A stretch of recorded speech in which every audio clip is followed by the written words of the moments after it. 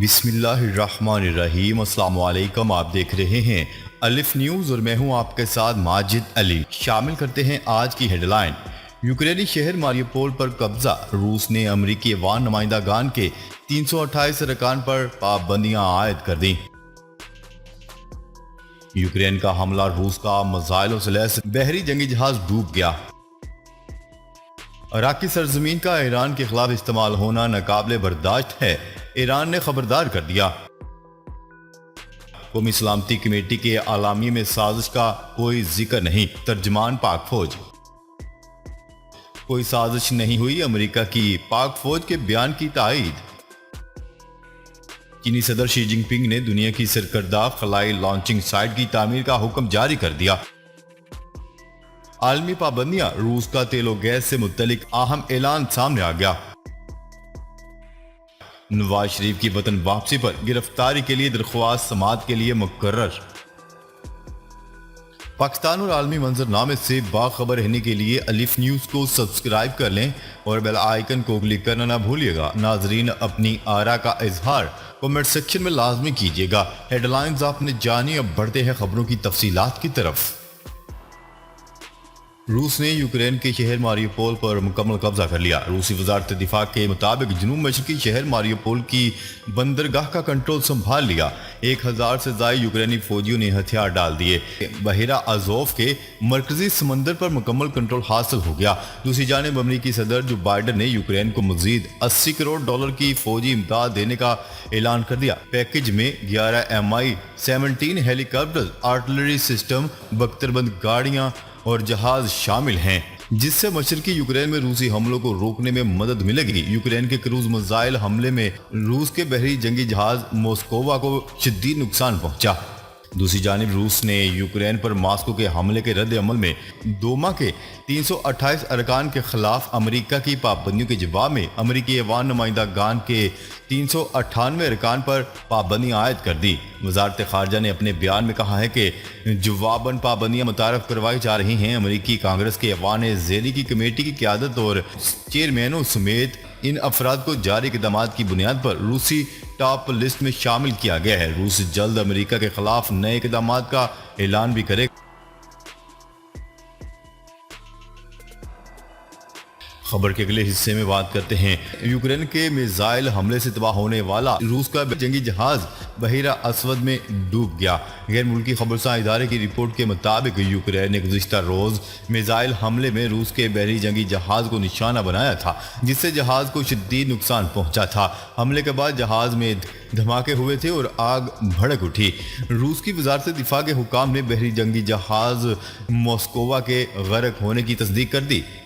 حکام کا کہنا ہے کہ جہاز کو کھینچ کر واپس روسی بندرگاہ لایا جا رہا تھا، لیکن وہ رستے میں ہی ڈوب گیا۔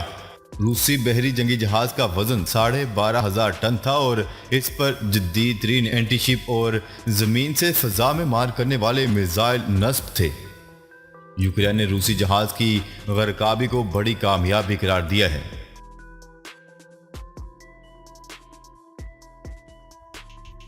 خبر کے اگلے حصے میں بات کرتے ہیں۔ ایرانی وزارت خارجہ نے عراق کو وارننگ دے دی ہے کہ وہ عراقی سرزمین ایران کے خلاف استعمال ہونے کو کسی صورت برداشت نہیں کریں گے۔ الجزیرہ کی رپورٹ کے مطابق ایران کی جانب سے یہ وارننگ عراق میں کردستان کے دارالحکومت اربل میں اسرائیل کے مبینہ ٹارگٹس پر میزائل حملے کرنے کے بعد سامنے آئی ہے۔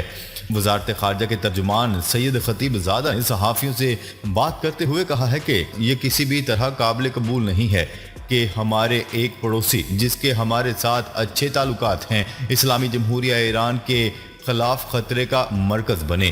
انہوں نے دعویٰ کیا ہے کہ اسرائیل نے بارہا عراقی سرزمین کے ذریعے ایران کے لیے سیکیورٹی کے مسائل پیدا کیے ہیں، جس میں شمالی عراق کے کرد علاقوں میں ایران مخالف ریلیوں اور دہشت گرد گروپوں کو منظم کرنا بھی شامل ہے۔ خطیب زادہ نے مزید کہا ہے کہ میزائل حملے سے پہلے عراق کو عوامی سطح پر اور سفارتی چیلنجز کے ذریعے بارہا خبردار کیا گیا تھا کہ وہ اپنی سرزمین کو ایران کے خلاف سازشوں اور تخریب کاری کا مرکز بننے سے روکے۔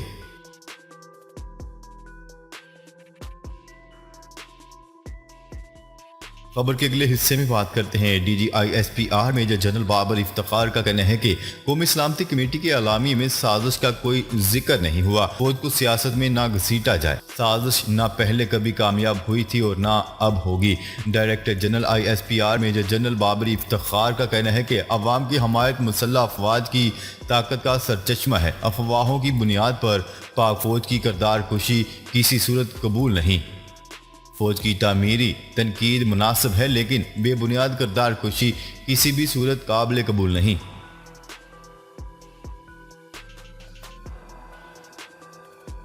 خبر کے اگلے حصے میں بات کرتے ہیں سازش کے حوالے سے ہمارا پیغام اور بیان واضح ہے، امریکہ نے پاک فوج کے بیان کی تائید کر دی۔ ترجمان امریکی محکمہ خارجہ نیٹ پرائس نے پریس بریفنگ میں کہا ہے کہ پاکستانی فوج کے ترجمان کے بیان سے اتفاق کرتے ہیں، پاکستان کے نئے وزیر اعظم شہباز شریف کو مبارکباد پیش کرتے ہیں، پاکستان میں کسی ایک جماعت کی حمایت نہیں کرتے، وزیر اعظم شہباز شریف اور ان کی حکومت کے ساتھ کام کرنے کے منتظر ہیں۔ امریکی محکمہ خارجہ کے ترجمان نے مزید کہا ہے کہ سازش کے حوالے سے ہمارا پیغام بیان واضح ہے، امریکہ پر لگائے جانے والے الزامات میں کوئی صداقت نہیں، پرامن جمہوری اصولوں انسانی حقوق کی حمایت کرتے ہیں۔ یاد رہے کہ گزشتہ روز D G I S P R major general Babar Iftikhar نے پریس بریفنگ کے دوران کہا تھا کہ قومی سلامتی کمیٹی کے اعلامیے میں کسی سازش کا ذکر نہیں، عوام اور سیاسی پارٹیوں سے درخواست ہے کہ وہ فوج کو سیاست میں مت گھسیٹیں۔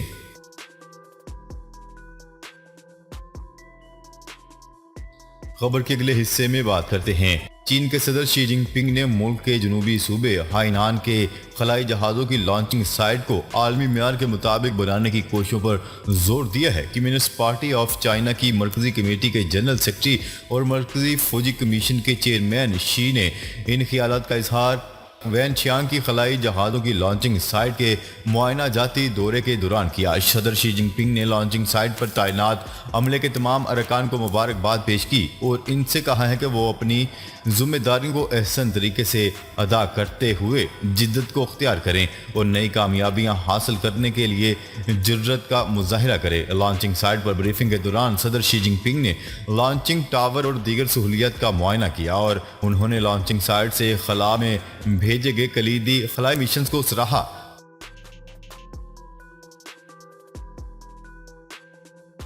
خبر کے اگلے حصے میں بات کرتے ہیں عالمی پابندیاں، روس کا تیل و گیس سے متعلق اہم اعلان۔ یوکرین جنگ میں طوالت کے باعث روس نے اہم فیصلہ کر لیا۔ غیر ملکی میڈیا کی رپورٹ کے مطابق روس کا کہنا ہے کہ وہ دوست ممالک کو تیل کی مصنوعات انتہائی سستی قیمت پر بیچنے کو تیار ہیں۔ یہ اعلان روسی صدر نے روسی آرکٹک کی ترقی سے متعلق ایک اجلاس سے خطاب میں کیا۔ روسی صدر ولادیمیر پوٹن کا کہنا تھا کہ ہم دنیا کے دیگر خطوں میں توانائی کے وسائل کی فراہمی میں بھی اضافہ کریں گے جہاں ان کی واقعی ضرورت ہے۔ یہ بیان یوکرین میں ماسکو کی فوجی کارروائی کے جواب میں امریکہ، کینیڈا، برطانیہ اور آسٹریلیا کی طرف سے روسی تیل کی درآمدات پر عائد تازہ ترین پابندیوں کے درمیان آیا۔ واضح رہے کہ عالمی منڈی میں خام تیل کی قیمت میں 3 سے 4% کمی ہوئی ہے۔ گزشتہ روز دوران ٹریڈنگ خام تیل کی قیمت $100 فی بیرل سے نیچے آ چکا ہے، جبکہ WTI خام تیل کی قیمت $95 فی بیرل سطح پر موجود تھی۔ اس سے قبل گزشتہ ماہ عالمی منڈی میں خام تیل کی قیمت بڑھ کر $105 فی بیرل تک جا پہنچی تھی۔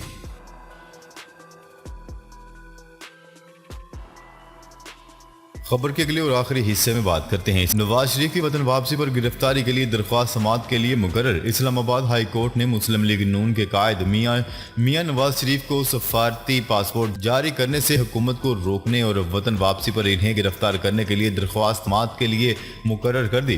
درخواست گزار نعیم حیدر نے ایڈوکیٹ علی اعجاز بٹ کے ذریعے دائر درخواست میں نواز شریف کی وطن واپسی پر گرفتاری کی استدعا کرتے ہوئے موقف اپنایا تھا کہ نواز شریف سزا یافتہ اشتہاری مجرم ہیں، حکومت کو انہیں سفارتی پاسپورٹ جاری کرنے سے روکا جائے۔ انہوں نے عدالت سے یہ بھی استدعا کی ہے کہ درخواست پر آج ہی سماعت کر کے نواز شریف کی وطن واپسی پر گرفتاری کا حکم جاری کیا جائے۔ ناظرین، اب تک کے لیے اتنا ہی۔ مزید خبریں لے کر بہت جلد آپ کی خدمت میں حاضر ہوں گے۔ تب تک کے لیے اپنا خیال رکھیے گا۔ اللہ نگہبان۔